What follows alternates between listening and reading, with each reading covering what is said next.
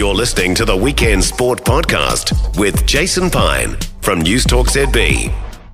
Matt Garbett's back home for a flying visit to see his family over Christmas. He's joined us for a chat. Thanks for taking the time, Matt. How do you reflect back on 2023? First of all, from a club point of view with your team Breda in the Netherlands. Yeah, so obviously in January I went out on loan from Torino, so I was still on loan for the first 6 months of the year. More so just to get playing time, whatever. And, the first 6 months went really well for me. I was playing every game, doing all right. We nearly got promoted. And then they ended up buying me in the summer window. So then I thought it was a good move to just stay permanently and get some game time and hopefully push on from there. And then this second half of the season, this first half of the season, this second half of the year, it's been a little bit of a up and down year. Well, up and down first half of the season as I had an injury and then new coach came in. So it's been interesting, but it's been good. So yeah. In terms of that move, that permanent move from Torino to Breda, you say it was, that obviously Breda wanted you. How much say do you have in that? If, for example, you'd wanted to stay at Torino, could you have stayed? Yeah, well, it was because of the loan that I did. It was kind of last minute in the winter window, so I didn't, really have much say in the contract, as I was just desperate to get out and go out and play. And obviously there were some clauses in there, and then the club wanted me, and I always wanted to play, and I sort of knew I wasn't really going to play at Torino as much as I wanted, as obviously the levels and the quality is a big difference there. But yeah, I did have a say. Obviously, the club wouldn't have bought me if I wasn't interested or if I wasn't keen on the move. So, well, it seems to be working out well, as you say. You're getting plenty of minutes. What was the injury you had, and did you rehab okay from it? Yeah, so it was like in the first game or the second game, first 20 minutes I think it was, and I ruptured a medial tendon in the ankle. So I was out for like 5-6 weeks because of that. So yeah. And there's, as you mentioned, a promotion relegation system in the Dutch leagues, and Breda made the playoffs last year, not able to get up to the top league. Do you feel like you've got the squad and you're in good enough shape to make a run at it in the second half of this current season? Well, yeah, the thing is with this club, it's an interesting thing because they're traditionally an Eredivisie club with a big backing of the fan base and just the financial side of it with the club, and they really want to go up this year, and they brought in, I think they brought in 11-12 players this year, and they've got a new coach, a Dutch coach now. So yeah, definitely, there's definitely a huge possibility with the table. Also, just at the moment, first half of the season been quite tight. We've just lost 2 games in a row, which has sort of split the gap, but it's still about 3-4 points from like 7th to 2nd. So yeah, definitely. And that's the standard, Matt. And do you feel as though you're at home playing at that level? And do you feel as though you could make the step up and play in the Eredivisie if promotion happens? Oh, mate, I 100% believe I can go and play in the Eredivisie now. The standard is obviously, if you compare it to Italy, when I was at Torino, it's not even close. But it's quite a transitional game in the Netherlands. You'll be surprised by it's.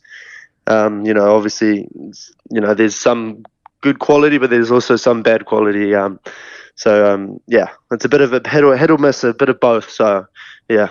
And what position are you mainly being used in for your club side? I'm playing more as maybe I'd say box to box number 8, just a traditional, up and down number 8 in a 3-man midfield usually. And is that, because I've seen you play in a few different positions, we all have for club and for country, is that your preferred position, that kind of box to box 8? Yeah, for me it is, especially in that 4-3-3, and there's 1-6 and then 2 8s, 1 8 and 10. So that's for me is my preferred position, getting up and down, and yeah. Definitely. All right, let's go to the All Whites. 8 games the All Whites played this year. You played in all of them, scored a couple of goals, including the equaliser against Ireland in November. Cracking goal too, by the way. Where does that moment sit for you, scoring against a team like Ireland? Yeah, like obviously it's a very special moment. Even to do it against Ireland, actually get a result out of it as well. Definitely, I think I had a few chances even against Greece, and then I had a chance earlier in that game as well, which I could have scored. So definitely a relief, and I think we deserved it as well. So yeah. I know your club stuff's your bread and butter, but how much do you enjoy getting together with the national side? Oh, mate, changing environments in the national team is, I think I can speak for all the players that go to the All Whites. They love going there, and they're definitely so happy every time we get together. And they enjoy the trainings, they enjoy the environment together, and then even playing, like it's fun going out there. And I don't know, there's some sort of confidence about us that when we go out there, we're not bothered about who we're playing, or we just go out there and we believe in what we can do. So we definitely love it out there. Yeah, it looks like it, and it's great to watch as well. Does it feel like the current crop of players has the ability to do something special in the white shirt in the sort of the decade or so ahead? Definitely. Well, you look at Chris Wood now, like, obviously he's a pivotal. You see him score a hat-trick just recently, like, people I think take him for granted sometimes, whereas like he's massive for the team, not just on the field but off the field as well. The leadership stuff, and he's proper humble guy as well, so he looks out for all the young players coming up. And obviously we've got such a young core.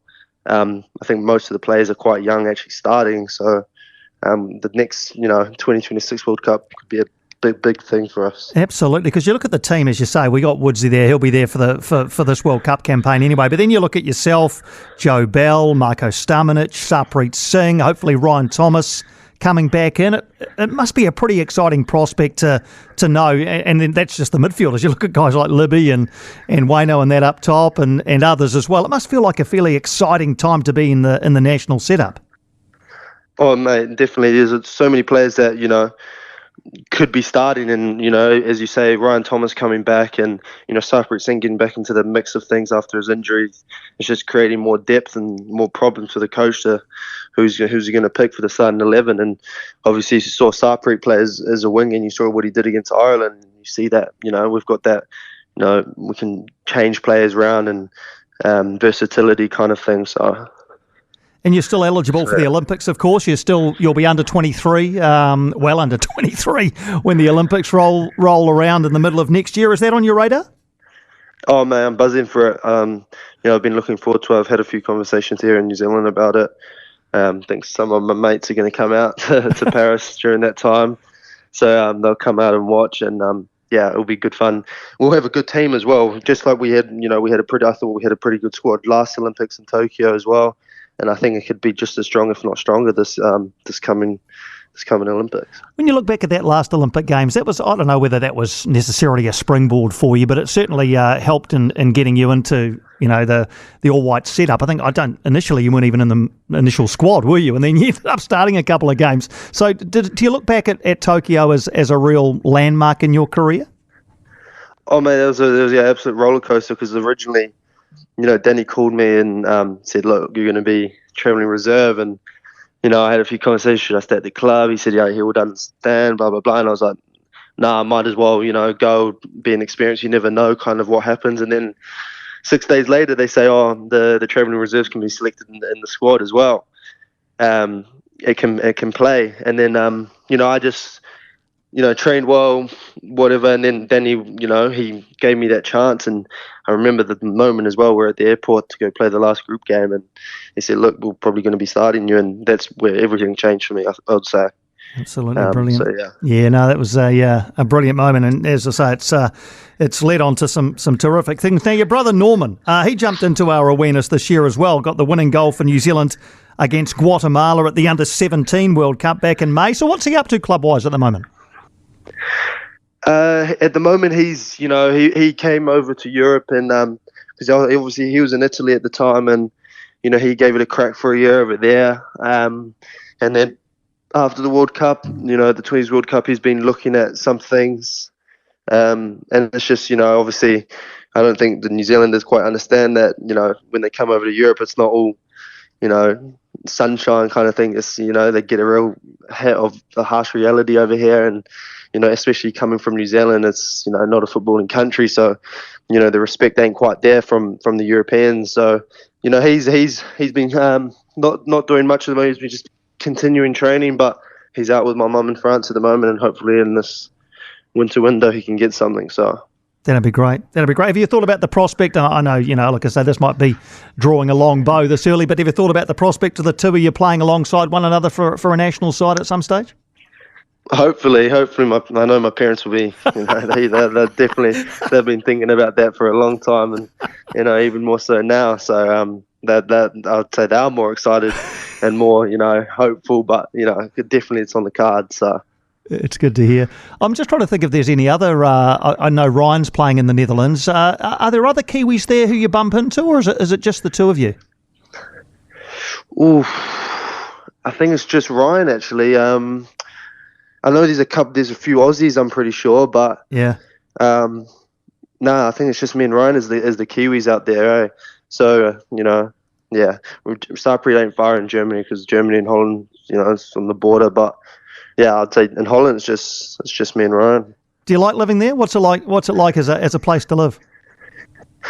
Oh, I get asked this question a lot, and I'd say like comparing it to Italy, there's lots of pros and cons. Obviously. Netherlands is more, it's more structured and a lot more, I don't know how you would explain it, but it's just a very more developed country than Italy. And, I'll prefer Italy because, one, Italy was cheaper and the Netherlands is expensive. but yeah, the big upside about living in the Netherlands is everyone speaks English, so... yeah. I was going to ask that actually. So do you like at training and stuff and in the football environment, is most of it done in English? Well, the German coach we had before, he could speak Dutch, but he would always do it in English. And then, because we've actually got quite a few foreigners in the team that only speak English, the coach does speak Dutch, but then he often, does it in English. So he does a bit of both. So it's not like we're missing out or missing things. So. Well, they say football's a universal language anyway, don't they? So you just exactly. You can just get by on that. And when are you due back, Matt? When are you due back at your club? Oh, I'm in and out. I had literally a week here, so obviously 2 days of travelling because it's on the other side of the world.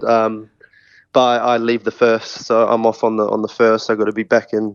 We're actually in Spain for a training camp in Sevilla for 4 or 5 days before the season starts. So. It's just as I'm talking to you, you talk about playing in the Eredivisie and playing for Torino and training camps in Spain and things like that. Do you still have pinch me moments, or did this always feel like the track you were on? Obviously, yeah. Like going into Torino was a massive step up, and maybe I got a little bit of a reality check kind of thing. This is a very good level, so I sort of had to take a step down, and it's just the path I'm going on kind of thing. I would say I took a step down to take maybe 2 steps up, hopefully. So yeah, it's, I'm still young, 21, and, I'm doing what I love. So I can't really complain, and I've just got to enjoy every moment because, not everyone gets the opportunity. So, I'm definitely very privileged in that sense. Great attitude, mate. Well, we're loving watching you play for club and country. It's been a terrific 2023 for you. Thanks for taking the time for a chat while you're home, mate. Safe travels, and we look forward to seeing how 2024 plays out. No, cheers, mate. Cheers for reaching out. It was a pleasure. No, it's great to chat to you, Matt. Thanks indeed. Matt Garbett there, one of our best up-and-coming footballers, not just up-and-coming, he's arrived. Look out for him at the Paris Olympics next year and in the All Whites World Cup qualifiers, which come up at the back end of 2024. For more from Weekend Sport with Jason Pine, listen live to News Talk ZB weekends from midday or follow the podcast on iHeartRadio.